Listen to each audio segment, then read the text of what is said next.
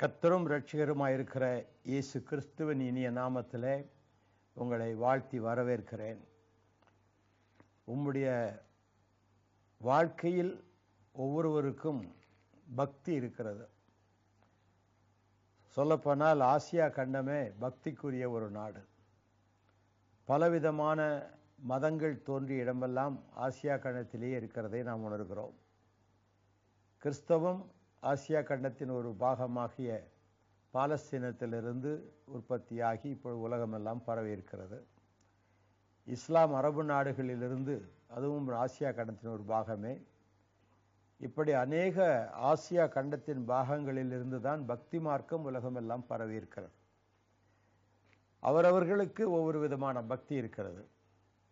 ஆனால் பக்தி முக்தி அல்ல. பக்தி என்பது முக்தி அடைவதற்கு ஒரு முதலாவது படிக்கல் என்றே சொல்லலாம். முக்தி இல்லாமல் சித்தி பெற முடியாது. முக்தி என்றால் கிறிஸ்தவ நிலையிலே ரட்சிப்பு என்று சொல்லுகிறோம். மோட்சகதி, அதான் முக்தி. சித்தி என்றால் இறைவனோடு சங்கமம் ஆவது, அதான் சித்தி. இப்போ பக்தி, முக்தி, சித்தி என்ற நிலையிலே பக்தி மார்க்கங்கள் தோன்றிய இந்திய கண்டத்திலே எத்தனையோ விதமான மதங்களையும் அந்த மதத்தை சார்ந்த கடவுள்களையும் பார்க்கிறோம். ஒவ்வொருவரும் தாங்கள் நினைக்கின்ற அல்லது வணங்குகின்ற கடவுள்தான் சிறந்தவர் என்று சொல்வது அவரவர்கள் நம்பிக்கை வைத்திருக்கிற அந்த அளவுக்கு அவர்கள் சொல்வதை நாம் மறுக்க முடியாது. ஆனால் கடவுள் ஒருவரா பலரா என்ற ஒரு கேள்வியும் கூடவே எழும்புகிறது. இப்போ ஹீனோத்திசம் என்று சொல்லக்கூடிய ஒரு பிலாசபி இருக்கிறது. God one in many and many in one அப்படின்ற. கடவுள் ஒருத்தர் தான் அநேகராக வெளிப்பட்டிருக்கிறார், அநேக கடவுள் எல்லாம் ஒரு கடவுளில் தான் அடங்கிறது அப்படின்னு சொல்லுவாங்க. அதே சமயத்தில் பாலித்தீசம் ஒன்று இருக்கு, அநேக கடவுள்கள் உண்டு. அதுதான் இந்திய நாட்டில் 33 கோடி தேவர்கள் என்று சொல்லுவாங்க, பெருமையாக சொல்லிக் கொள்வார்கள். கடவுள் தன்னை வெளிப்படுத்தும் போது ஒரு குறிப்பிட்ட மதத்தை உண்டாக்க வேண்டும் என்றோ அல்லது மத தலைவராகவோ வரவில்லை. கடவுள் என்பவருக்கு இந்த மாதிரி ஜாதி மத இன பேதம் ஒன்று கிடையாது. ஆனால் பல கடவுள்கள் எப்படி தோன்றினார்கள், அதான் ரொம்ப முக்கியம். இப்போ இந்தியாவில் கிறிஸ்து இயேசு பிறப்பதற்கு முன்பதாக சுமார் கிமு 1 அல்லது 2 நூறாண்டுகளுக்குள்ளாக என்று வைத்துக் கொள்வோம், ரிக்வேதம், அதிலிருந்து பிரித்தெடுக்கப்பட்ட அசுர்வேதம், ரிக்வேதத்திலிருந்து கவிதை தொகையில் இருக்கிறதால் எழுதப்பட்ட சாமவேதம், இந்த ரிக், அசுர், சாமம் ஆகிய 3ம் ரிக்வேதத்திலிருந்து பிறந்தவை. ஆனால் அநேக ஆண்டுகளுக்கு பிற்பதாக எழுதப்பட்ட அதர்வண வேதமும் 4வது வேதமாக சேர்க்கப்பட்டது. இந்த 4 வேதங்களிலும் இன்றைக்கு வணங்கப்படுகிற எந்த கடவுளின் பெயரும் இல்லை என்பது கவனிக்கப்படத்தக்கது. ஆனால் அதில் இல்லாத தெய்வங்கள் ஏன் நம்ம வணங்கணும்? இதான் என்னுடைய வாழ்க்கையில் நான் ரிக்வேதம் படித்த போது, இந்த ரிக்வேதத்தில் இப்போ இருக்கிற தெய்வம் பேர் ஒன்று கூட இல்லையே, ஏன் இதெல்லாம் வணங்கணும் அப்படின்னு ஒரு கேள்வி கேட்டதுனால தான் ஆசிரமத்தை விட்டு வெளியேற வேண்டிய நிலை எனக்கு ஏற்பட்டது. அநேக மக்கள் அவதாரத்தை நம்புகிறார்கள். பலவிதமான கடவுள்கள் அவதாரங்களாக வந்ததாக நம்புகிறார்கள். பைபிளில் இருந்து ஒரு வசனத்தை உங்களுக்கு நான் சுட்டிக்காட்ட விரும்புகிறேன். 1 தீமோத்தேயுவின் புத்தகம் 3ஆம் அதிகாரம் 16ஆம் வாக்கியம் சொல்கிறது, தேவ பக்திக்குரிய ரகசியமானது யாவரும் ஒப்புக்கொள்கிறபடியே மகா மேன்மையுள்ளது, தேவன் மாம்சத்திலே வெளிப்பட்டார். God revealed in flesh, ஆங்கிலத்தில் ரொம்ப அழகாக சொல்றார், வெளிப்பட்டார், மாம்சத்திலே வெளிப்பட்டார். அப்போ அவர் அவதாரமாக வந்தாரா அப்படின்ட்டு ஒரு கேள்வி. அவதாரம் என்று நம்ம சொல்லும்போது அவதார் என்பது தான் வார்த்தை. தமிழிலே இம் என்ற தொகுதியை சேர்த்து அவதாரம் அப்படின்னு சொல்கிறோம். கிரஹ் என்றால் வீடு, கிரகம்னு தமிழை சொல்லுவோம். அது சமஸ்கிருதம் கலந்த தமிழ். அநேக இடத்துல அம் அல்லது அன் என்ற ஆண்பால் ஒருமைப்பாட்டு விகுதியை சேர்த்து சொல்வது.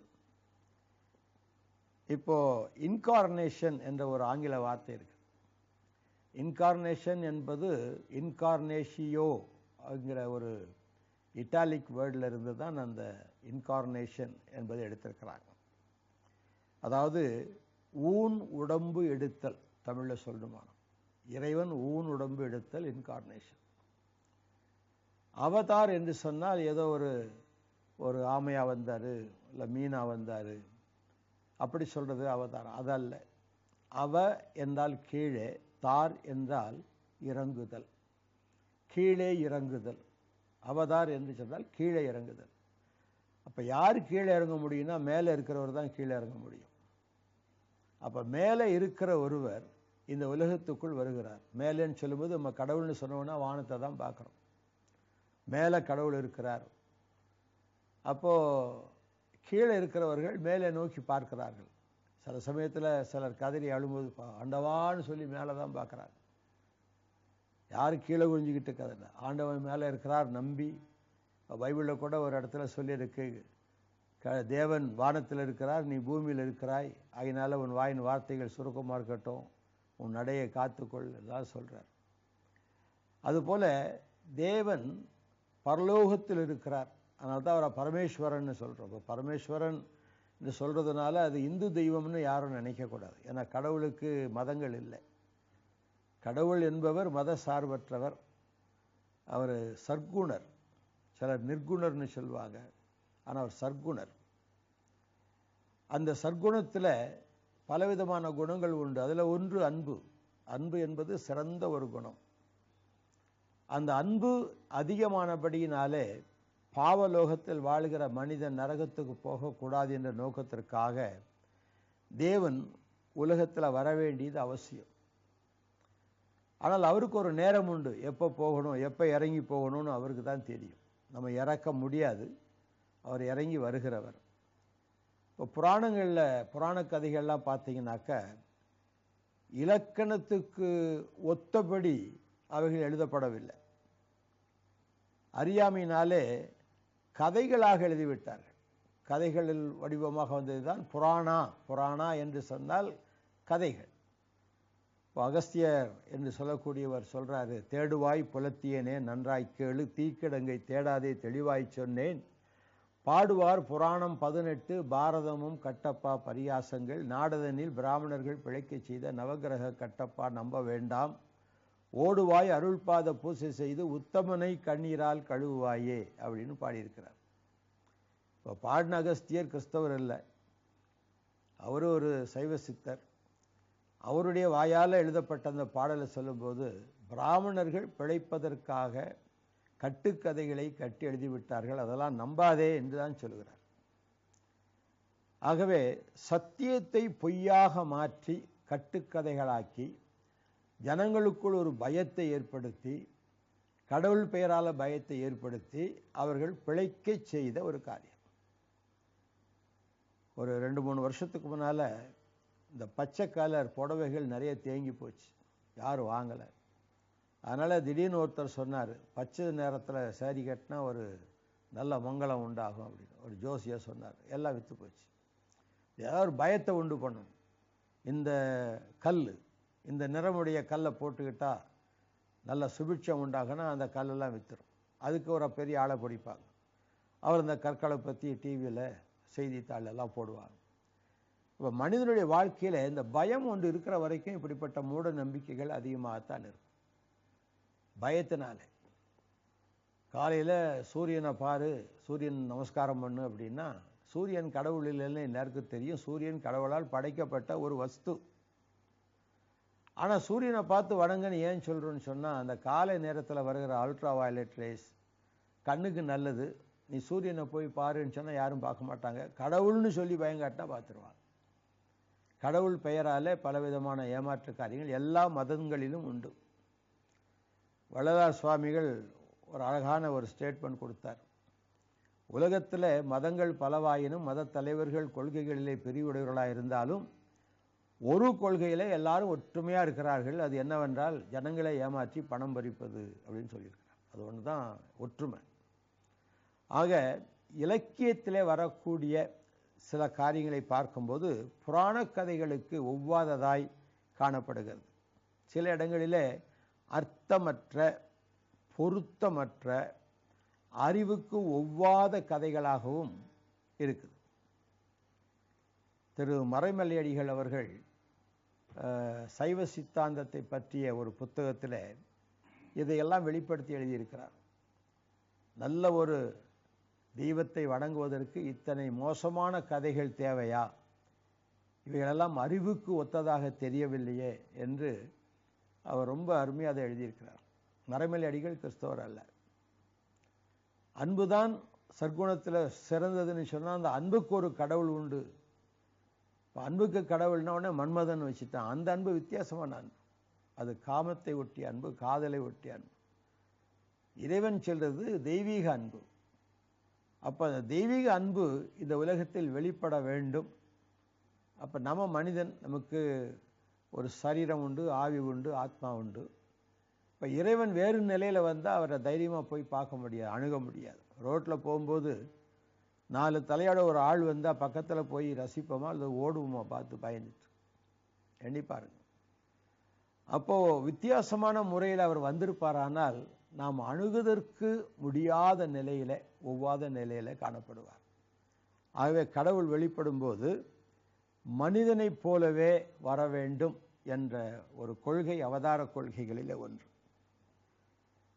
அவர் டங்குன்னு அப்படியே வந்துடுறதில்ல. சிலர் ஆமையா வந்தார், மீனா வந்தார், பாம்பா வந்தார், அல்லது சிங்கமாக வந்தார், இப்படியெல்லாம் பன்றியாக வந்தார்.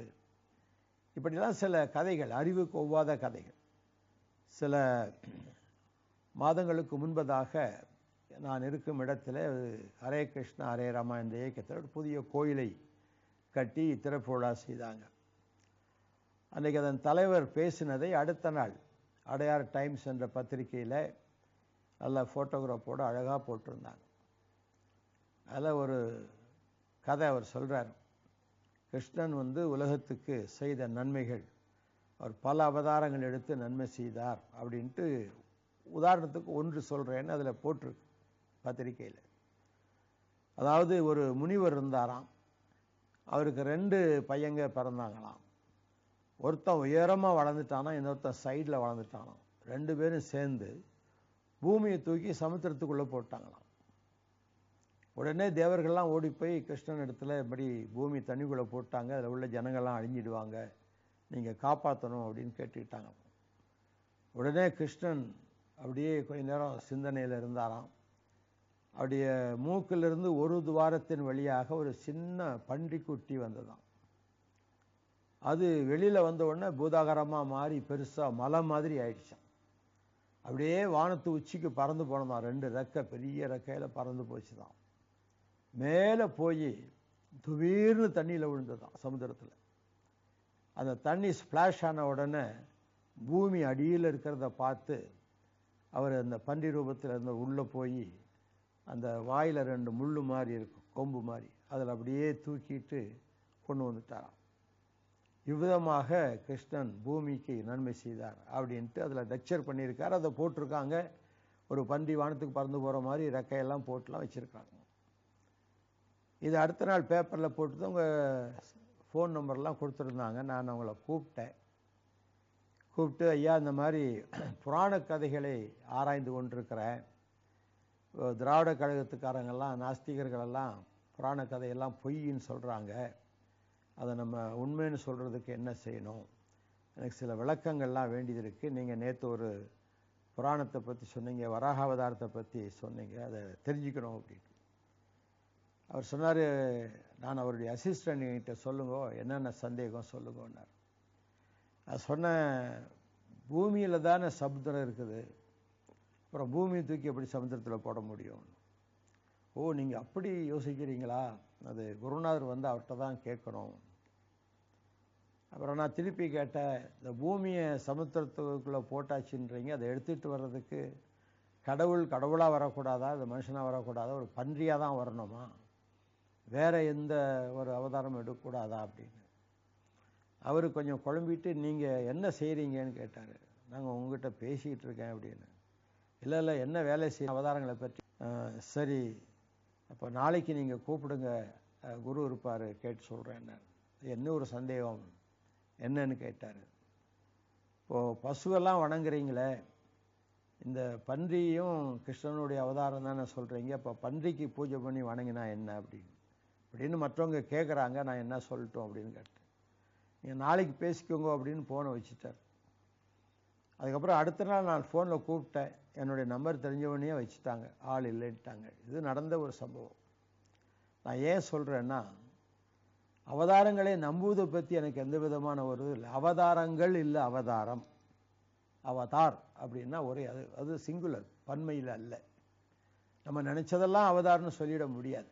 ஆகினால்தான் இலக்கணத்திற்கும் சிந்தனைக்கும் அறிவுக்கும் ஒத்ததாக இருப்பது தான் அவதாரம். இப்போ மாசு மறுவற்ற பிறப்பு அவதாரத்துக்கு முதல் தன்மை, மாசு மறுவற்ற பிறப்பு. அப்ப இந்த தன்மையின்படி உலகத்துல யாருமே பிறந்ததில்லை. எல்லாம் ஒரு மனுஷனுக்கும் ஒரு மனுஷிக்கும் பிறக்கிற அத்தனை பேரும் இந்த ஜென்ம பாவத்துக்குள்ள அகப்பட்டிருக்கிறார். இருள் சேர் இருவினை என்று வள்ளுவர் குறிப்பிடுகிறார். இருள் சேருகின்ற ரெண்டு வினை, ஒன்று பிறப்பினால் உண்டாகும் வினை, மற்றொன்று செயலினால் உண்டாகும் வினை. பிறக்கும் போதே நான் பாவியாய் பிறக்கிறேன்.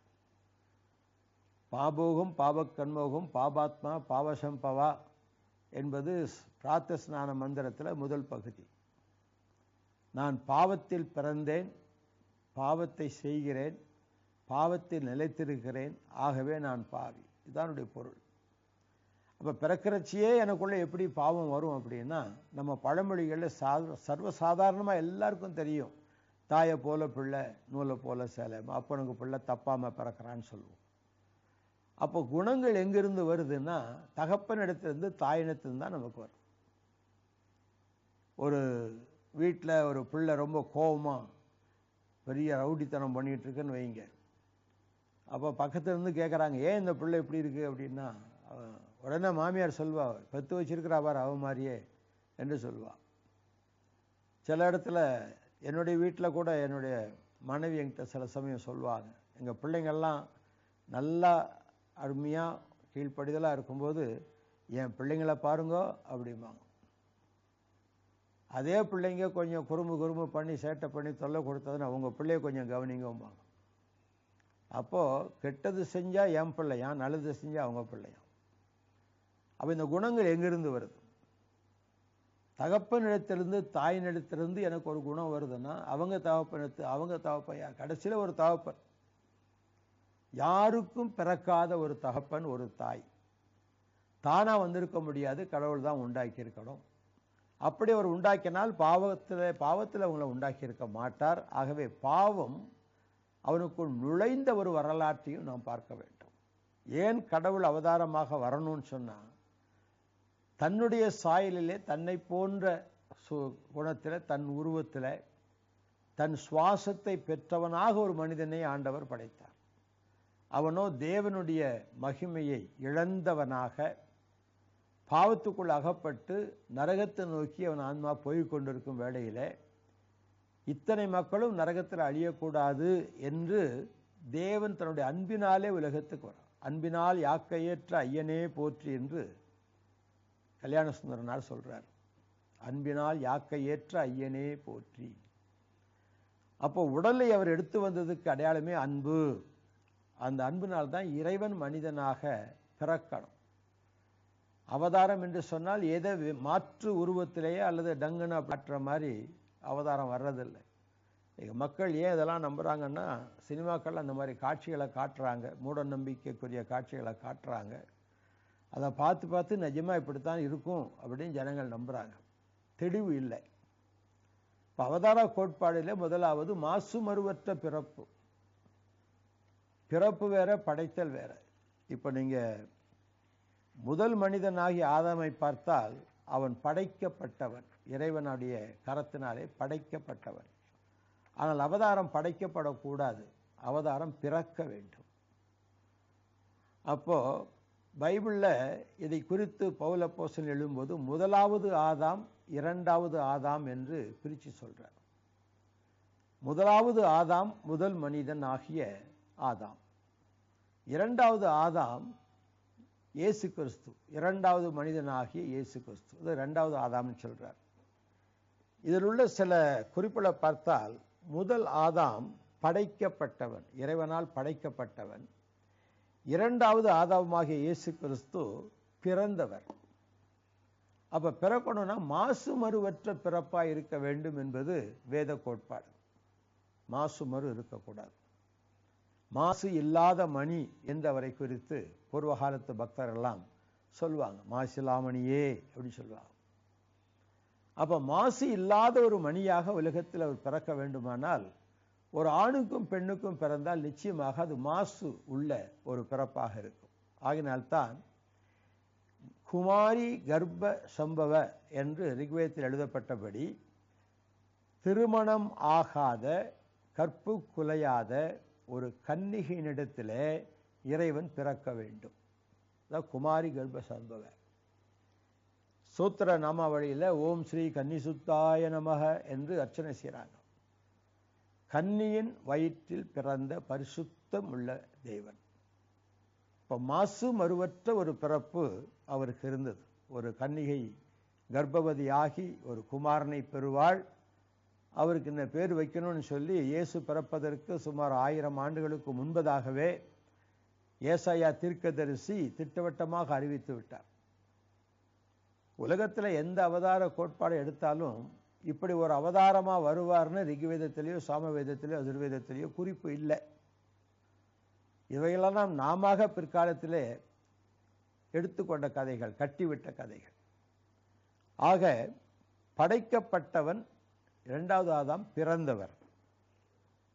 இன்னொன்று பாருங்க, பாவம் இல்லாத உலகத்தில் முதல் ஆதாம் படைக்கப்பட்டார். ஆனால் இயேசு கிறிஸ்துவோ பாவம் நிறைந்த உலகத்தில் பிறந்தார். முதல் ஆதாம் பாவம் இல்லாத உலகத்திலே பாவி ஆயிட்டார்.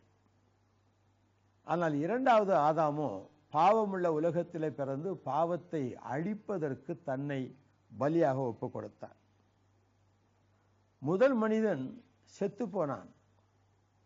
இரண்டாவது மனிதனாகிய ஆதாமோ மரித்து உயிர் தெழுந்தவர். அதனாலே படைக்கப்பட்டவனுக்கும் உலகத்தில் பிறந்த அவதாரத்திற்கும் வித்தியாசம் உண்டு. ஆகவேதான் மனிதன் தெய்வ அம்சம் உடையவன், அம்சாவதாரம் என்று கூட சொல்வாங்க. ஒரு மனிதன் மட்டுமல்ல, சிலருக்கு மட்டும் அந்த அம்சாவதாரம் இருக்கதா நினைக்கக்கூடாது. உலகத்தில் இருக்கிற எல்லா மனிதர்களுக்கும் அந்த அம்சாவதாரம் உண்டு. என்ன அம்சம்? கடவுளுடைய அம்சம் அப்படியே இருக்கு. கடவுளுடைய தன்மைகள் அவனுக்குள்ள இருக்கு. ஆனால் இவன் அந்த கடவுளுடைய தன்மைகளை பெற்ற மனிதன் கடவுளை மறந்த நிலையிலே தனக்கு விருப்பமான சில கடவுள்களை, தன்னுடைய குணங்களுக்கேற்ற கடவுளை படைத்து கொண்டு, கடவுளே அப்படி இருந்தால் நாமே அப்படி இருக்கக்கூடாது என்று தன்னை மறைத்து கொண்டு பாவம் செய்வதிலே ஒரு உணர்வில்லாதபடி இருக்கும்படிக்குத்தான் இந்த பல அவதார கோட்பாடுகளை நாம் பார்க்கிறோம்.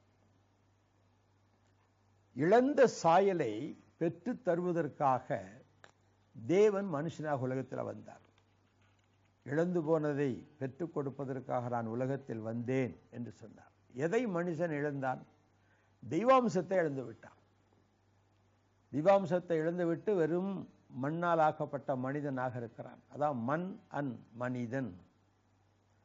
அப்ப மனிதன் தன்னுடைய நிலையில இறைவனை அறிகின்ற அறிவு வரும்போது அந்த ஆன்மா, செத்து கிடந்த ஆத்மா ஒரு உயிர் மீட்சி அடைகிறது. ஐம்புல வேடரின் அயர்ந்தனை வளர்ந்தன தம்முதல் குருவமாய் தவத்தினில் உணர்த்த விட்டு அந்நியம் இன்மையில் அரண்கடல் செலுமே என்பது சைவ சித்தாந்தத்தில் மெய்கண்டார் எழுதிய சிவஞான போதத்தில் உள்ள 8ஆம் சூத்திரம். ஒரு மனிதனுக்கு முதுகெலும்பு எவ்வளவு முக்கியமோ அவ்வளவு முக்கியம் அந்த சைவ சித்தாந்தத்துக்கு இந்த சூத்திரம். ஐம்புல வேடரின் வளர்ந்து அயர்ந்தனை, மெய்வாய் கண்மூக்கு செவி என்ற 5 புலன்களுக்குள் ஆத்மா வளர்ந்து அயர்ந்தனை, செத்து கிடக்கிறது அல்லது உணர்வற்று கிடக்கிறது. தம்முதல் குருவும், எல்லாவற்றுக்கும் மூல காரணன் ஆகிய குருநாதன் தவத்தினில் உணர்த்த, தவக்கோலத்திலே உணர்த்துகிறார். சில இடங்களிலே தாய்மார்கள் தன்னுடைய பிள்ளையை பார்த்து சொல்வாங்க, அடே மகனே, உன்னை தவமிருந்து பெத்தம்பா, ஏண்டா இப்படி செய்கிற என்று கேட்பாங்க. தவமிருந்து பெற்றேன் என்று சொல்லும்போது அந்த அம்மா ஏதோ காட்டில் போய் 2 வருஷம் 3 வருஷம் உட்கார்ந்து தவம் பண்ணிட்டு வந்து பெற்றாங்கன்னு அர்த்தம் இல்லை. தவம் என்பது ஜீவனை கொடுப்பது, தன்னுடைய ஜீவனையே கொடுப்பது, சாப்பிடாம கொள்ளாம கடந்து அப்படியே செத்து போறது தவக்கோலம். அப்ப இந்த தவக்கோலத்திலே உணர்த்துகிறார். ஒரு தாய் தன்னுடைய மகன்கிட்ட உன்னை பெத்தனே, சவமிருந்து பெத்தனே. அப்ப தவம் என்பது ஜீவனை கொடுப்பது. தாய்மார்கள் குழந்தை பெறுவதற்கு பெயரே பெற சவம் அப்படின்னு தான் வச்சிருக்காங்க. ஒரு குழந்தை பிறக்கும்போது தாய் சவமாக வேண்டியவள், உயிர் போகிற வலி. அதுவும் முதல் விசை பிள்ளை பெறுவர்களுக்கு முகமெல்லாம் வெளுத்து அவன் கைகளை முறுக்கி தலைக்கு மேலே தூக்கி ஐயோன்னு அலறுவாளாம் அப்படின்னுட்டு பைபிளில் போட்டிருக்கு. அப்போ அந்த பிரசவ வேதனை எப்படிப்பட்ட வேதனையாக இருக்கும். அந்த ரத்தத்தை சிந்தி குழி குளிச்சேன் அப்படிம்பாங்க. குழிக்குள்ளே இறங்கிட்டு வந்தது புதைக்கிறதுக்கு குழி வெட்டி உள்ள இறக்குவாங்க. குழி குளிச்சேன்னு சொன்னால் நான் ஒரு தடவை செத்து படைச்சிட்டு வந்திருக்கேன். அப்போ இந்த அன்பு அந்த தாயை பதற வைக்கிறது. ஒரு குடும்பத்தில் 4 பிள்ளை, ஒரு பிள்ளை கலெக்டர், ஒரு பிள்ளை போலீஸ் ஆஃபீஸர், இன்னொரு பிள்ளை பெரிய டாக்டரு, ஒன்றுக்கு உதவாத சோமாரி. 4 பிள்ளைகளும் ஒரு தாய்க்கு தான் பிறந்திருக்கிறாங்க. தாயினுடைய உள்ளம் எப்படி நினைக்கும்? கலெக்டரை நினச்சி பார்க்குமா? அவன் நல்லா வசதியாக படிச்சிருக்கிறான், அவனை பற்றி கவலை இல்லை. டாக்டர் மகன், அவனும் கவலை இல்லை, நல்லா தொழில் செய்கிறான், நல்லா சம்பாதிக்கிறான். சரி, இன்னொரு பிள்ளை அதுவும் நல்லா இருக்குது. இந்த ஒரு பிள்ளை இப்படி போச்சே, ஒரு பிள்ளை ஒன்றுக்கு உதவாமல் போச்சே, தினம் போய் அடி வாங்கிட்டு வர்றானே, ஏதாவது தப்பு செஞ்சுட்டு வர்றானே, போலீஸ் வந்து இழுத்துட்டு போகுதே. இந்த பிள்ளையை பற்றி தான் இந்த தாய்க்கு அன்பு அதிகமாக இருக்குமே தவிர மற்ற பிள்ளைகள் மீது அவ்வளோ இருக்காது.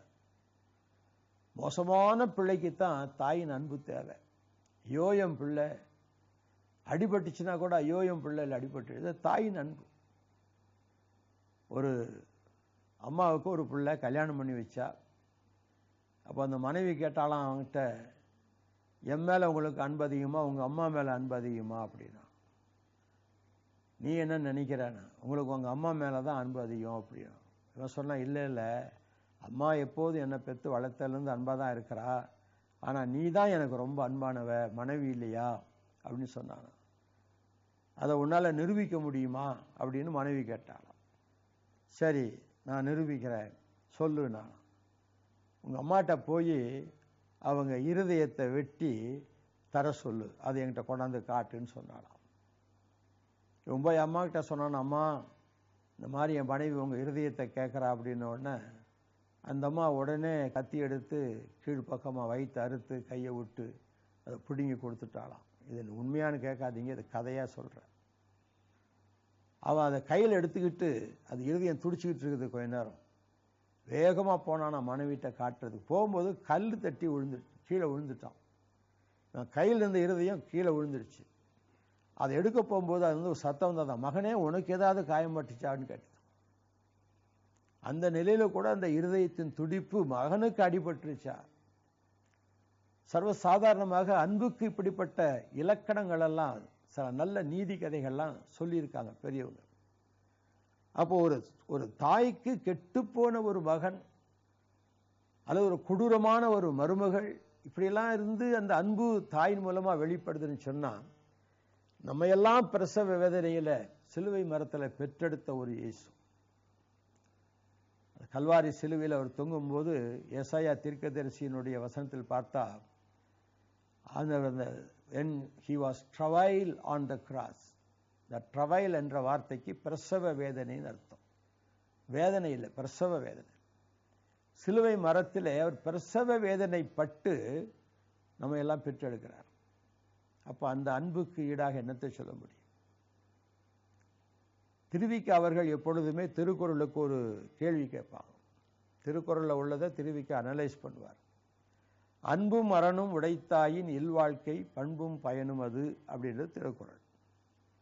அநேகமாக திருமணங்களில் சொற்பொழிவு ஆற்றுகிறவர்கள் வாழ்த்துகிறவர்கள் இந்த குறளை சொல்வது வழக்கம்.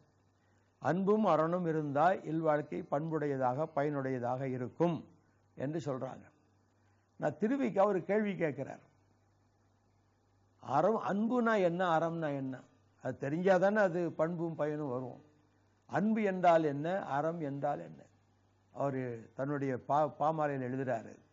அறத்தின் இயலையும் அன்பின் இயலையும் ஆய்ந்து அளந்தேன், திறத்தை தெளிகிலேன். அதாவது அன்பு என்றால் என்ன, அறம் என்றால் என்ன என்று ரொம்ப ஆராய்ச்சி பண்ணி பார்த்தாராம். அதனுடைய முடிவு சரியா தெரியலையாம். 3வது வரியில் எழுதுகிறார், சீற்ற கொலைஞரின் தீச்செயலை பொறுத்து அருள் செய் புனிதம் நினைவில் புகவும், அறத்தன்பு நீ என்று அறிந்தேன் கிறிஸ்து என ஆருயிரே அப்படின்னு முடிக்கிறார்.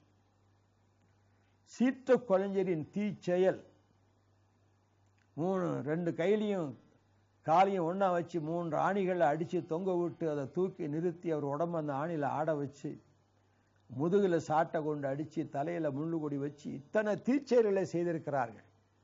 அதையெல்லாம் பொறுத்து பிதாவே இவர்களுக்கு மன்னியும், இவர்கள் செய்கிறது இன்னதென்று அறியாமல் செய்கிறார்கள்னு ஒருத்தர் வேண்டிக்கிட்டாரே. பொறுத்து அருள் செய்த புனிதம் நினைவில் புகவும், அறம் என்றால் கிறிஸ்து, அன்பு என்றால் கிறிஸ்து என்று கிறிஸ்து அருள் வேட்டல் என்ற புத்தகத்திலே திருவிக்கா அவர்கள் எழுதுகிறார்கள்.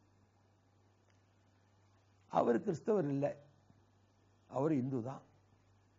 அன்புக்கு தன்னுடைய மார்க்கத்திலே எந்த கடவுளையும் குறிப்பிடாமல் ஏன் கிறிஸ்து தான் அந்த அன்புக்கு அடையாளம்னு சொல்றார். இதை நம்ம யோசித்து பார்க்கணும்.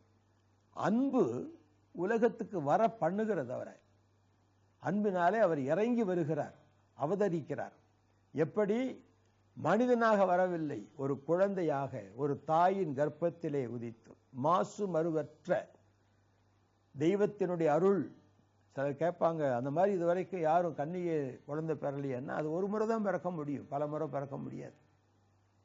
ஒரே ஒரு முறை தெய்வ செயல் உலகத்திலே குழந்தையை பிறப்பதற்கு ஒரு கன்னிகை தெரிந்து கொள்ளப்பட்டாள். அவள் வெள்ளக்காரிச்சி இல்லை, அவள் நம்ம ஆசியா கண்டத்தை சேர்த்த ஒரு குடியான ஒரு பெண். அவளை கர்த்தர் மகிமைப்படுத்தி அவளுடைய பக்தி பரிசுத்தெல்லாம் பார்த்து அந்த கர்ப்பத்தை தெரிந்து கொண்டதினாலே அவளை ஸ்திரீகளுக்குள் பாக்கியவதி என்று தூதன் அழைக்கிறார். தேவன் உலகத்துக்கு பிறந்தது, அங்கிருந்து இறங்குகிறார், அவதரிக்கிறார். அவதார், கீழே இறங்குதல், வானத்தை விட்டு மனிதனுடைய சாயலை தரித்து கொண்டு அந்த சாயலை, அந்த மகிமையின் சாயலை மனிதனுக்கு கொடுப்பதற்காக தன்னுடைய சாயலை சிலுவையில இழக்கிறார். மனுஷனை பார்க்கிலும் அவருடைய முகப்பார்வையும் மனுபுத்திரரை பார்க்கிலும் அவருடைய முக ரூபமும் இவ்வளவு அந்த கேடு அடைந்தபடியினால் அவரை கண்ட அநேகர் பிரமிப்படைந்தார்கள் என்று ஏசாயா 52ஆம் அதிகாரத்தில் 14ஆம் வசனத்தில் நாம் வாசிக்கிறோம். ஆகவே அன்பு அவரை உலகத்தில் பிறக்க செய்தது. மகாகவி பாரதியார் அவர்கள் பாரதி 60 என்ற ஒரு புத்தகத்தில் 6வது அதிகாரம் 12ஆம் வாக்கியத்தில் ஒரு பாடல் எழுதுகிறார். சிலுவையில் அறையுண்டு செத்தான் இயேசு, தீயதொரு கணையாலே கண்ணன் மாண்டான், பலர் புகழ் ராமனுமே ஆற்றில் வீழ்ந்தான் என்று எழுதுகிறார். பாருங்க, இயேசு கிறிஸ்து ஒரு நோக்கத்தோடு வந்தார். அவதாரம் என்று சொன்னால் ஒரு நோக்கம் இருக்கணும், சும்மா அவதரிக்கிறது இல்லை, ஒரு பர்பஸ் இல்லாமல் ஒரு இன்கார்னேஷன் இல்லை. அப்போ அவருடைய நோக்கம் என்ன என்றால், சிலுவையிலே தன்னுடைய உயிரை இரத்ததான பலியாக கொடுக்கணும். இதைத்தான் ரிக்வேத முதல் கொண்டு அசுர்வேதத்திலும் முக்கியப்படுத்துகிறார். சில உபனிஷத்துகளிலும் இந்த பலியை குறித்து சொல்லியிருக்கிறார். இந்த பலி யாருன்னு சொன்னால் இயேசு கிறிஸ்து தான் பலின்னு வரும். பெயர்கள் மாற்றமாக இருக்கலாம், பெயர்கள் மாற்றமாக இருக்கிறதுனால அது வேற கடவுள்னு சொல்ல முடியாது. பெயர்களெல்லாம் காரண பெயர்கள். ஜோதீஸ்வர் அப்படின்னா ஒளியா இருக்கிற கடவுள் அப்படின்னு அர்த்தம். மகேஸ்வர்னா மகத்துவம் உள்ளவர். இப்படி பல பெயர்கள் உண்டு. அரபு மொழியில கடவுள்னு சொன்னால் அல்லான்னு தான் சொல்லணும். அரபு பைபிள் எடுத்து பார்த்தீங்கன்னா அல்லாஹ் அல்லான்னு தான் வருதை தவிர வேற பேர் இல்லை. இப்போ கர்த்தர் அப்படின்னா கிறிஸ்தவ கடவுள் இல்லை, காரணமாக இருக்கிறவர், சகலமும் உண்டாவதற்கு காரணமாக இருக்கிறவர் கர்த்தர். பராபரன் அப்படின்னா பரத்தில் இருக்கின்ற பரம்பொருள். சர்வேஸ்வரன்னா எல்லாத்துக்கும் பெரியவர், சகல உலகத்தை உண்டாக்கினார், அகிலாண்டேஸ்வரர், இப்படியெல்லாம் பல காரண பெயர்களை கடவுளுக்கு நாம் வைத்திருக்கிறோம். தேவரு அப்படின்னு சொன்னாலும் கடவுள் தான், கடவுள்னாலும் கடவுள் தான், காட்னாலும் கடவுள் தான்.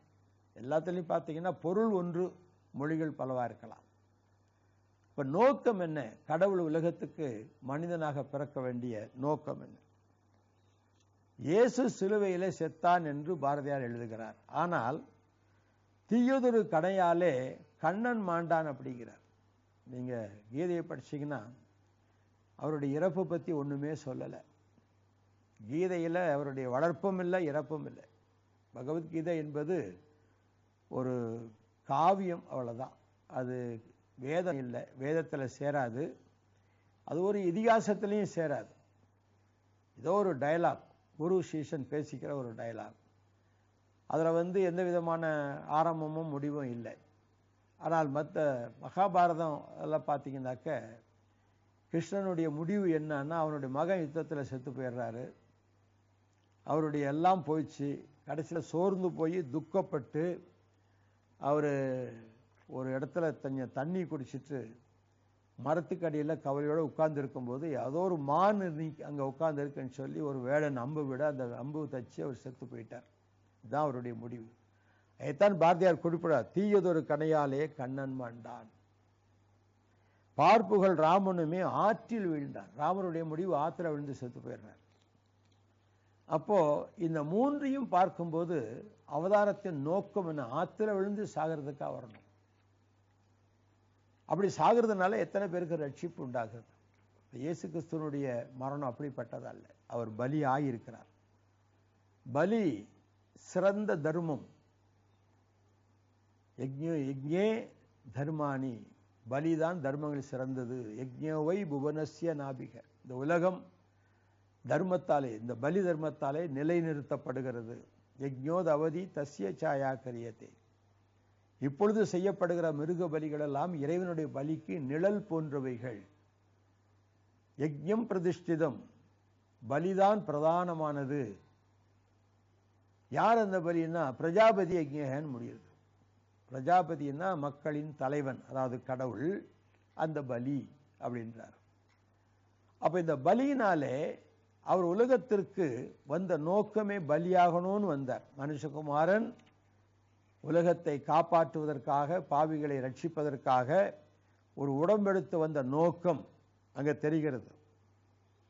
அதாவது தூய உடம்பினன் ஆதல். ஏன் தூய உடம்பு அவருக்கு வேணும்னு சொன்னா, ஒரு பாவ உடம்ப பலியிடுறதுனால இந்த பாவ ரத்தம் பாவத்தை போக்காது. ஆடுகளோ கோழிகளோ மிருகங்களோ ஒரு நரபலியோ கொடுத்தா கூட அந்த பாவம் போகாது. இதுக்கும் அநேக இடங்களிலே நரபலியை செலுத்துகிறது. பேப்பரில் நியூஸ்லலாம் நம்ம பார்க்குறோம். பிள்ளையை பலி கொடுத்த சாமியார் கைது அப்படின்லாம் பார்க்குறோம். அதே மாதிரி செத்து போன பிணத்தை தின்கிற சாமியார்கள்னு சொல்லி அதையும் காட்டுறாங்க, செய்தித்தாள வருது. இவையெல்லாம் உண்மையான பலிகள் அல்ல, தன்னை அர்ப்பணிக்கின்ற ஒரு தெய்வம், அதுதான் தெய்வம். அப்போ மனிதன் தெய்வமாகலாமா அப்படின்னு கேட்டால், அந்த காலத்தில் கண்ணதாசனுடைய ஒரு பாடல், மனிதன் என்பவன் தெய்வமாகலாம்னு ஒரு பாட்டு. அதை நான் ரொம்ப ரசிப்பேன். ரசித்து நம்மலாம் நம்ம தெய்வம் ஆயிடணும் அப்படின்னு சொல்லி மனுஷனை தெய்வம் ஆக்குறாங்க. இன்னைக்கு மனிதனை தெய்வமாக மாற்றி, கிறிஸ்தவத்தில் கூட சில ஊழியர்கள் தெய்வமாக நினைத்து அவ்வளவு விசேஷமான கொடுக்குறாங்க. சாதாரணமாக இந்த இறைவன் இறங்கி வருதலை குறித்து திருமுறை சொல்லும் பொழுது, விண்ணின்று இழிந்து வினைக்கீடாய் மெய்கொண்டு தன்னின்ற தாளை தலை காவல் மேல் வைத்து உன்னின்று உருக்கி ஓர் ஒப்பில்லா ஆனந்த கண் கொண்டு காட்டி களிமறுத்தானே என்று பாடுகிறார். விண்ணின்று இழிந்து, வானத்திலிருந்து இறங்கி வந்து வினைக்கு ஈடாக மெய்கொண்டு, மனிதனுடைய பாவ வினைகளுக்கு ஈடாக ஒரு சரீரத்தோடு வந்து கண்ணின்று காட்டி. இது இந்த முதல் தந்திரம், திருமந்திரம் முதல் தந்திரத்தில் இந்த பாடல் உபதேசம் 1 வருது. எப்படி பாவத்தை போக்கினார்? உன்னின்று உருக்கி, மனிதனுடைய உள்ளத்துக்குள்ளே நுழைந்தவனை உருகச் செய்து அவனுக்காக தானும் உருகி நின்று. இது ரெண்டும் சேரும் பொழுது மனிதனுடைய வாழ்க்கை மாற்றப்படுகிறது. அப்ப இயேசு கிறிஸ்துவனுடைய சிலுவை காட்சி மனதை உருக்குகிறது. எனக்காக பலியானீரே. அந்த காலத்துல சில மனிதர்கள் தங்களை கடவுளாக எல்லாரும் வணங்கணும்னு கட்டாயப்படுத்தினாங்க. அதுல ஒருத்தர் ரோம பேரரசர் சீசர் ராயன். ஏன்னா அவர் 4 ராஜ்யங்களுக்கு சக்கரவர்த்தியா இருந்தார். யுதயா நாட்டுக்கு சக்கரவர்த்தி, பாபிலோன் நாட்டுக்கும் சக்கரவர்த்தி, கிரேக்க நாட்டுக்கு சக்கரவர்த்தி, ரொமானிய நாட்டுக்கும் சக்கரவர்த்தி. 4 தேசங்களுக்கு சக்கரவர்த்தியா இருந்தார். இந்த 4 தேசங்களிலும் 4 விதமான வழிபாடு, கடவுள் வழிபாடு உண்டு. ஆகவே இந்த சீசர் என்ன பண்ணாரு, இவங்க இதனால ஒரு தகராறு வந்து ராஜ்யத்தில் குழப்பம் வரக்கூடாதுங்கிறதுக்காக யார் எந்த வழிபாடு செய்தாலும் முதலாவது ஹெயில் சீசர், சீசர் வாழ்க அப்படின்னு சொல்லிட்டு தான் செய்யணும்னு ஒரு கட்டளை போட்டார். அதே மாதிரி அகஸ்டஸ் சீசர்னு ஒருத்தர் இருந்தார். அவர் இந்தியாவுக்கு வந்தார் நாடு பிடிக்க. அவருடைய நினைவாக அகஸ்டஸ் சிலை ஒன்று செய்து வச்சாங்க. நாளடைவில் ஜனங்கள் அதை வழிபட ஆரம்பிச்சாங்க. ஏன்னா சீசரை வணங்கலைன்னா கொண்டுடுவார் என்று பயந்து அகஸ்டஸ் சீசர் கடைசியில் அது அகஸ்தீஸ்வரர்னு ஆகிப்போச்சு. அகஸ்தீஸ்வரர் கோயில்.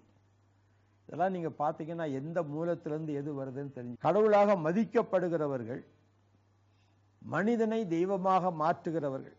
பாருங்க, சில திரைப்பட நடிகர்கள் கூட தெய்வமாக கருதப்படுறாங்க. டி நகரில் எம்ஜிஆருக்கு ஒரு கோயிலே கட்டி வச்சுட்டாங்க. ஒன்றும் இல்லைங்க, குஷ்புக்கு கூட கோயில் கட்டியிருக்கிறாங்க. அதெல்லாம் நம்ம பேப்பரில் வந்ததான் நான் சொல்கிறேன், தனியாக நான் ஒன்றும் சொல்லலை. இப்போ இப்படி சினிமா நடிகர்களை தெய்வமாக மாற்றி கோயில் கட்டுது, இதெல்லாம் பார்த்தீங்கன்னா இவங்களால எந்த ஆத்மாவுக்கும் எந்த பிரயோஜனம் இல்லை, நமக்கு நிச்சயமாக தெரியும். மகாத்மா காந்தியே மகாத்மா என்று அழைத்தார்கள். ஒரு சில மக்கள் அவரிடத்துல போய், ஐயா நீங்கள் உலகம் போற்றும் உத்தமர், மகாத்மா ஆயிட்டீங்க, எங்களை நீங்கள் சீஷனாக ஏற்றுக்கொண்டு எங்களுக்கு நல்லுபதேசம் பண்ணி எங்கள் வாழ்வை நீங்கள் உயிர்ப்பிக்கணும் அப்படின்னு கேட்டாங்களாம். அப்போ மகாத்மா இதை சத்திய சோதனையில் குறிப்பிடுகிறார். மகாத்மா காந்தி சொன்னாராம், நான் உங்களை ஏற்றுக்கொண்டு உங்களுக்கு குருவாக இருக்க வேண்டுமானால் நான் உண்மையுள்ளவனாக இருக்க வேண்டுமே அப்படின்னாராம். மகாத்மாவுக்கு தெரியுது தான் உண்மையுள்ளவன் இல்லை. சத்திய சோதனையில் மனம் திறந்து எழுதுகிறார்.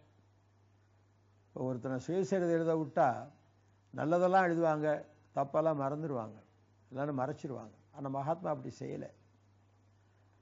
சொல்ல நான் உண்மையுள்ளவனாக இருக்கணுமே அப்படின்னா. சாதாரண உலகத்தில் சிறந்த மனிதராக அயல்நாட்டுக்காரர்கள் கூட மதிக்க தகுந்த அளவில் இருக்கிற மகாத்மா தன்னை தாழ்த்துகிற நிலையை பார்க்கணும். அப்படியானால் இறைவன் இந்த உலகத்துக்கு வரும்போது என்ன செய்வார், அவர் நோக்கம் என்ன? பாரதியார் ஒரு பாட்டு பாருங்க, வேதாந்த பாடல்கள் 9ஆம் அதிகாரம் 1 பாட்டில் சொல்றார், ஈசன் வந்து சிலுவையில் மாண்டான், எழுந்து உயிர்த்தான் நாளொரு 3 நேசமரியா மகதலேனா மரியாள், நேரில் இந்த செய்தியை கண்டாள் விண்டாள். ஈசன் சிலுவையில் மாண்டான். ஈசன் என்பது ஈசா என்ற அரபு மொழியிலிருந்து திரிவு பெற்றது. மாசில் வீணையும் மாலை மதியமும் வீசு தென்றலும் வீங்கிள வேணிலும் மூசு ஒண்டரை பொய்கையும் போன்றதே ஈசன் எந்த இணையடி நிழலே அப்படின்னு ஒரு பாடல். ஈசனுடைய திருவடியில உட்கார்ந்திருந்தா மாசில்லாத வீணையில எழுந்து வருகிற நாதம், மாலை மதியம் அந்த சந்திரன் மாலை நேரத்தில் கீழே அந்த மேற்கு பகுதியிலிருந்து மேலே எழும்பி வருகிற அந்த காட்சி, வீசுகின்ற தென்றல், இளவேநீர் காலத்தில் வளர்கின்ற மூங்கில்கள், இதெல்லாம் பார்த்தா எப்படி இருக்குமோ அப்படி இருக்குமா அந்த ஈசனுடைய பாதத்தில் அமர்ந்திருப்பது. அப்ப ஈசன் வந்து சிலுவையில் மாண்டான், உயிர்த்து எழுந்தான் நாள் ஒரு 3 நேச மரியா மகதலேனா, அதாவது அவர் மீது அன்பு பாராட்டின மகதலேனா மரியாள் நேரில் இந்த செய்தியை கண்டாள். நேரில் பார்த்து கண்டதோடு மட்டுமல்ல, விண்டாள், மற்றவர்களுக்கு அறிவித்தாள் என்று சொல்கிறார்.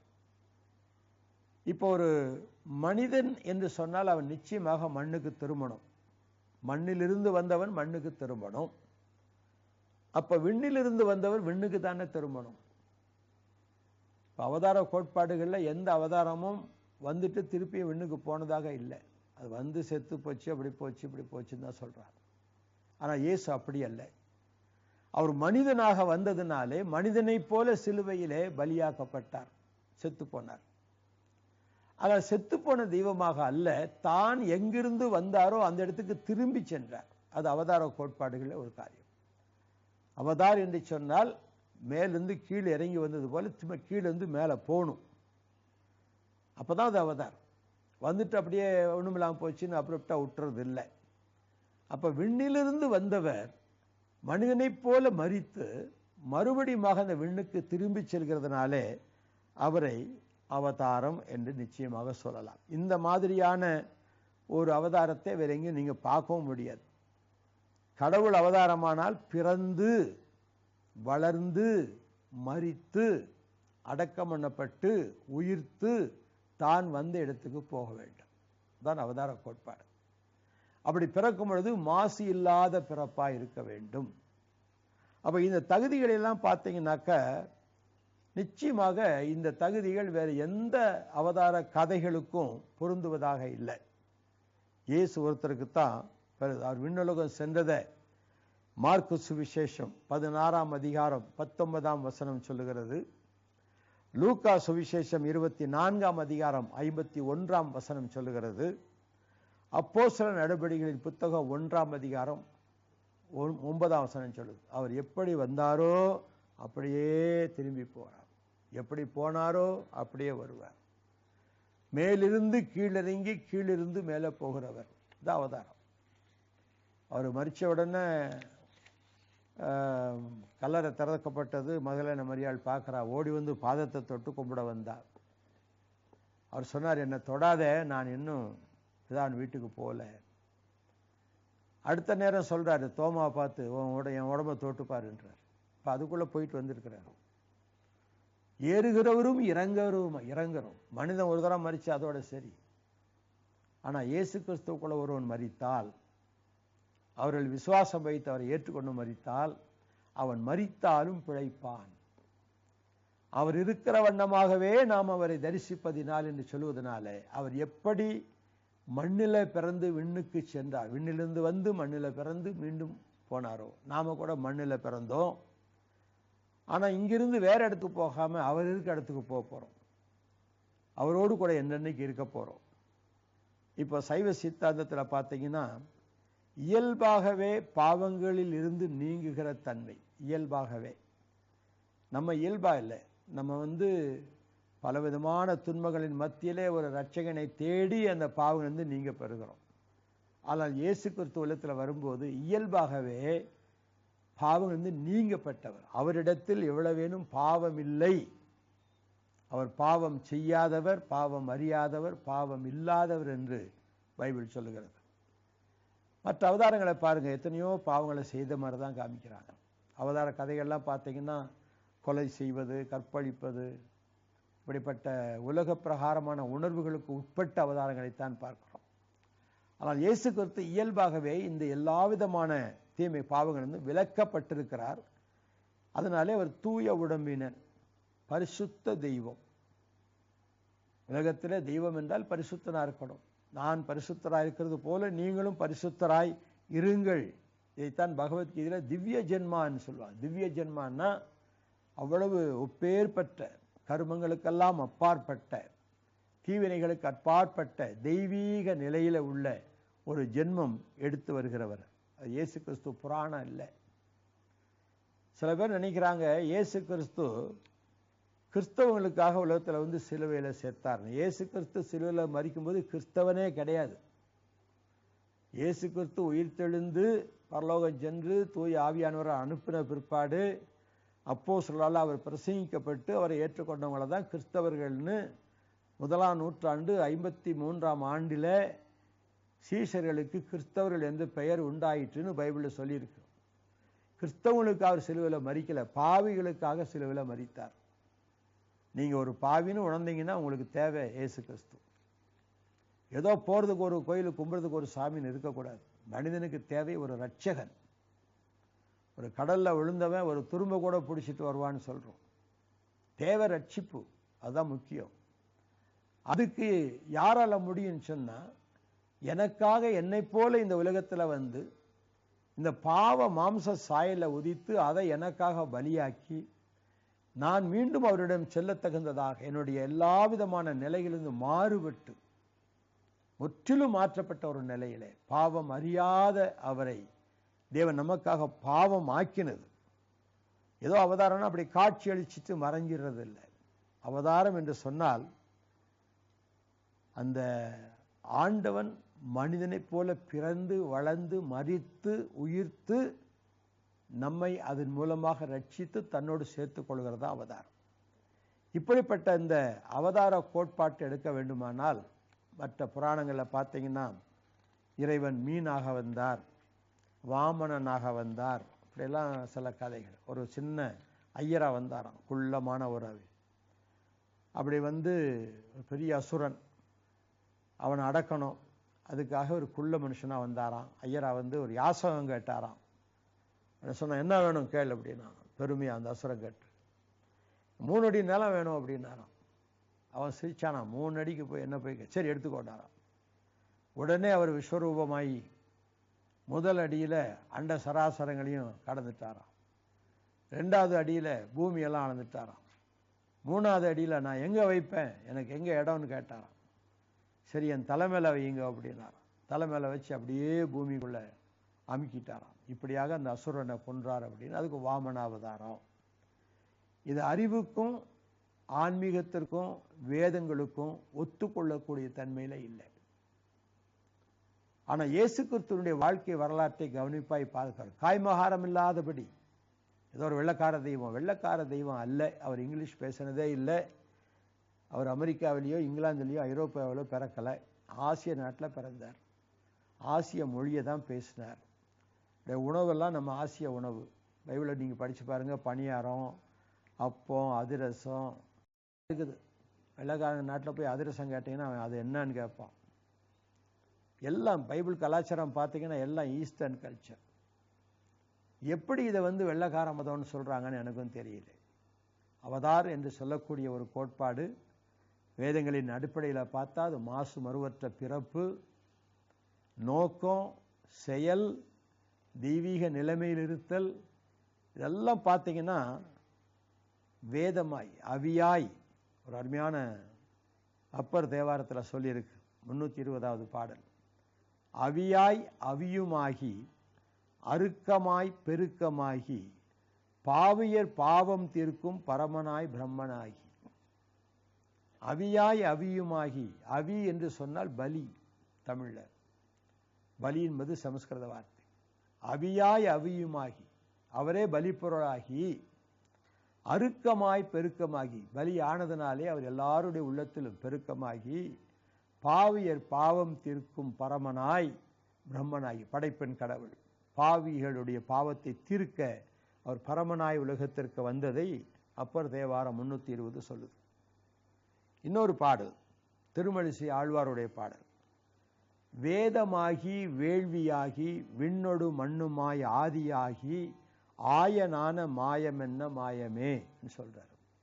வேதமாகி, இது எல்லாருக்கும் தெரியும், அவர் தான் வேதம். ஆதியிலே வார்த்தை இருந்தார், அந்த வார்த்தை தேவனாயிருந்தார், அந்த வார்த்தை தேவனாயும் இருந்தார், அந்த வார்த்தை மாம்சமானார்.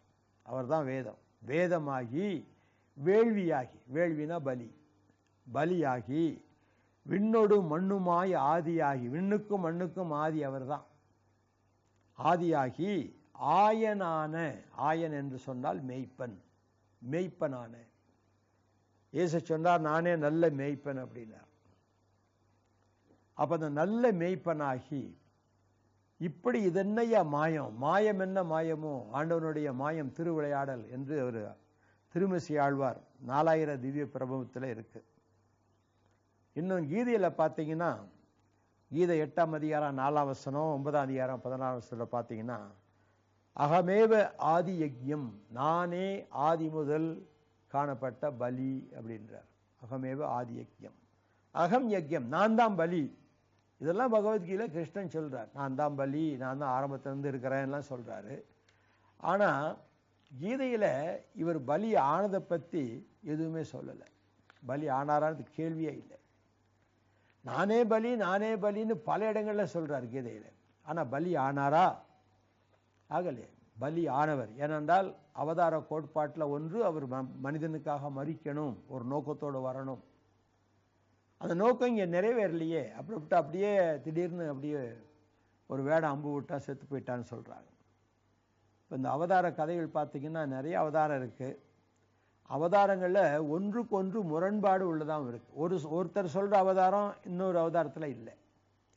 இப்போ மகாபாரதம் நாராயணியான்னு சொல்லக்கூடிய ஒரு பகுதியில் 10 அவதாரங்கள் சொல்லப்பட்டிருக்கு. வாயு புராணத்தில், வாயு புராணம் 98 அதிகாரம் 17ஆம் வசனத்தில் 10 அவதாரம் சொல்லப்பட்டிருக்கு. பாகவதத்தில் 22 அவதாரம். முதல் பகுதியில் 22 அவதாரம், 2வது பகுதியில் 23 அவதாரம், 3வது பகுதியில் 16 அவதாரம். இது பாகவதத்தில் வர அவதாரங்கள். சாத்வத சம்ஹிதை அப்படின்னு ஒரு புஸ்தகம் இருக்கு. அதில் 39 அவதாரங்கள் சொல்லியிருக்காங்க. ஹரிவம்சம் என்ற ஒரு பகுதியில் 8 அவதாரம் சொல்லியிருக்கிறாங்க. எல்லாத்தையும் கூட்டி பார்த்தீங்கன்னா 101 அவதாரம் வரும். ஆனால் தசாவதாரம்னு இதில் 10 முக்கியப்படுத்துகிறாங்க. அந்த 10ல் கூட புத்தர் அவதாரமாக கொண்டு வர்றாங்க. புத்தர் தன்னை கடவுள்னே சொல்லலை, கடவுளை பற்றி ஒன்றுமே சொல்லலை. அவரிடத்துல பிந்துசார மன்னன் போய் நீங்கள் நாகரா, சக்கராவா, ரிஷியா, அவதாரமா அப்படின்னு கேட்குறாரு. அதுக்கு அவர் சொல்கிறார், நான் இதெல்லாம் ஒன்றும் இல்லை, நான் சமாதானத்தை தேடி அழிகிற ஒரு சாதாரண மனிதன் அப்படின்றார். போதி மரத்தடியில் நீங்கள் என்ன ஞானத்தை பெற்றுக்கொண்டீர்கள்னு மன்னன் கேட்குறார். புத்தர் சொல்கிறாரு, எனக்கு பின்வரும் நூற்றாண்டுகளில் மெட்டியர் என்று சொல்லக்கூடிய ஒருவர் தோன்றுவார், அவர்தான் உலகத்துக்கு சமாதானத்தை கொண்டு வருவார். அந்த மெட்டியா என்று சொல்லக்கூடிய பாலி மொழியை சமஸ்கிருதத்தில் மெஸ்ஸியான்னு திருப்பியிருக்கிறாங்க. மேசியா என்பது, மெஸ்ஸாயா என்பது எபிரேய மொழியில் பழைய ஏற்பாட்டில் காணப்படுது. அந்த மேசியா என்பவரைத்தான் கிரேக்க மொழியில் கிறிஸ்து என்று சொல்லுகிறோம். இது திக்கநிக்காயா என்று சொல்லக்கூடிய ஒரு பாலி மொழியில் எழுதப்பட்ட பௌத்த மார்க்கத்து புஸ்தகங்களிலே 202வது பக்கத்தில் நான் இதை பார்த்தேன். அப்போ இன்றைக்கு நீங்கள் யோசித்து சொல்லுங்கள், இத்தனை அவதாரங்களில் ஒன்றுக்கொன்று முரண்பாடு படுகிறதே, அப்படியானால் இவைகளை நம்ப முடியுமா? ரிக்வேதத்தில் அவதாரத்தை பற்றி ஒரு வார்த்தை கிடையாது. ரிக்வேதம் தான் இந்தியாவில் உள்ள பழமையான வேதம்னா, ஒரு வார்த்தை கூட அவதாரம் என்ற நிலையில் ஒருத்தர் வரதை பற்றி சொல்லவே இல்லை. அப்படியானால் அவதார கோட்பாடுகள் எல்லாம் கிறிஸ்துவுக்கு பிற்பாடு, கிபி 6ஆம் நூற்றாண்டுக்கு பிற்பாடு வட இந்தியாவிலிருந்து வந்த பிராமணர்களாலே தமிழில் இருந்த 4 வகை சமயங்கள், சைவம், வைணவம், கௌமாரம், காணாபத்தியம், சாக்தம், சௌரம் என்ற 6 சமயங்களின் அடிப்படையை அவர்கள் எடுத்துக்கொண்டு அதில் பலவிதமான மாற்றங்கள் செய்து அவதார கோட்பாடுகள் போன்ற கதைகளை, புராண கதைகளை உண்டாக்கி மனிதர்களை ராஜாக்களின் மூலமாக அடிமைப்படுத்தி நாடதனில் பிழைக்கச் செய்த கட்டு கதைகள் என்று அகஸ்தியர் சொல்வது போல உண்டாக்கி வச்ச நிலைமையில இன்றைக்கும் எவ்வளவு அறிவு பெருத்தாலும் இவர்களை சிந்தித்து இருந்து விடுதலை பெறுவதற்கு மனிதனுடைய ஆத்மா இன்னும் முயற்சிக்கவில்லை.